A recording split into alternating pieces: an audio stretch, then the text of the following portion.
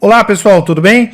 Thiago da Capitalismo falando para a gente falar hoje a respeito do resultado de lojas americanas e também do Bradesco, né? Antes, pessoal, eu só queria fazer um adendo, né? A gente tem recebido uma série de pessoas perguntando: pô, Thiago, mas por que tal balanço veio negativo e as ações subiram, que nem o da Gerdau? Aconteceu ontem, né? O balanço da Gerdau veio ruim e as ações subiram. E às vezes vem um balanço bom e as ações caem, né? E tem também aquelas pessoas que ficam apavoradas. Nossa, o balanço veio ruim, será que eu vendo minha posição?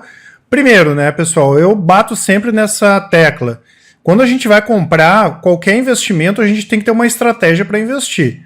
Se uma pessoa fica muito preocupada com um balanço trimestral, é porque alguma coisa está errada.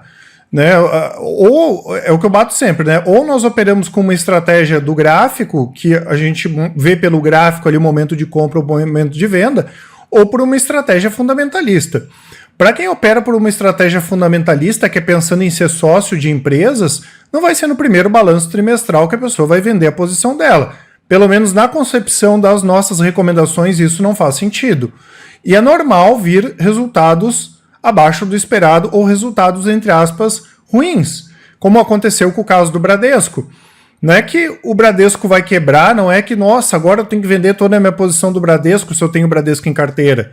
Mas naquela curva de longo prazo do banco, ele teve vários trimestres que os resultados não vieram tão bons assim. Não é motivo para eu sair vendendo tudo. E também não quer dizer que no longo prazo seja ruim aquele movimento ou aquele resultado pontual que qualquer empresa tem, né? Isso aí é normal, não existe nenhuma empresa que vai ter todos os trimestres positivos. Então cuidem, tá, pessoal? Vejo que tem muita gente que quer ficar operando em função de resultado, muito cuidado com isso, tá?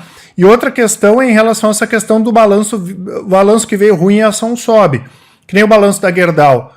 O balanço da Gerdau ele veio negativo, mas quem acompanha a Gerdau sabe que o balanço ia vir negativo, não tinha surpresa nenhuma. Então o mercado pode se sentir confiante para comprar as ações, até porque talvez o balanço não tenha vindo tão ruim quanto o mercado estava esperando. Ah, Thiago, isso faz sentido? Pessoal, não tentem ficar buscando sentido nessas cotações de curto prazo. Daqui um pouco a Gerdau, o mercado simplesmente ignorou o balanço da Gerdau e estava comprando por outros motivos, né? Então cuidem principalmente para no curto prazo ficar correlacionando por que a ação subiu, por que a ação não subiu, porque muita gente tenta operar com essas notícias e normalmente o resultado não costuma ser positivo. Tá certo, pessoal? Não, é como eu falo sempre, não é uma questão de ser ou não uma verdade absoluta, mas é a forma que nós temos as nossas estratégias e que a Capitalismo passa as recomendações. Ou a recomendação é baseada em análise fundamentalista, longo prazo, vão ter trimestres bons, vão ter trimestres ruins, mas o meu intuito é ser sócio das empresas, ou análise técnica que vai montar, o gráfico vai apontar quando a gente vai comprar e quando a gente vai vender. As nossas estratégias têm que ser objetivas, pessoal, porque se a gente começa a entrar no campo da subjetividade, isso pode atrapalhar o nosso planejamento de longo prazo, tá certo? Eu vou deixar aqui, pessoal, como sempre, o link, né, onde tem a agenda de resultados, vou deixar aqui nos comentários, tá, para quem quiser baixar, e já vou falar aqui a respeito dos resultados de Bradesco e também de lojas americanas. Começando com os resultados aqui, pessoal, então lojas americanas, vale lembrar que lojas americanas é um case de crescimento, então o que o pessoal da análise vai olhar? O crescimento da receita, né? E é o que tem acontecido, subiu mais 7,7% em relação ao terceiro trimestre do ano passado, chegou a 4 bi e 200, plataforma digital aumentou vendas, marketplace subiu 50,4%, lojas físicas 8% e nós tivemos também a adição de novas unidades. O resultado financeiro foi melhor também, isso ajudou a impulsionar o lucro que saiu de 31 milhões e 200 para 48 milhões e 200, uma alta de 54,5%, resultado positivo.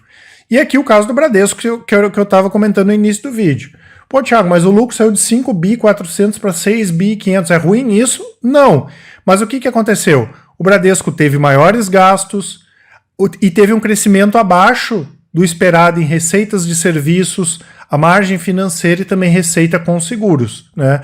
E quando a gente olha, basicamente esse lucro aqui foi impulsionado não com receita maiores nas atividades do Bradesco, mas principalmente por menores despesas com provisão. Por isso que o pessoal da análise diz que o resultado foi negativo e que a empresa pode ter tido esse resultado essa queda na bolsa aí justamente por isso. Mas longe de ser um resultado ruim quando a gente for pensar no Bradesco, né? Ou como numa estratégia de longo prazo para quem tem o Bradesco na carteira, né? Inclusive o ROI aqui anualizado, né, acima de 20%.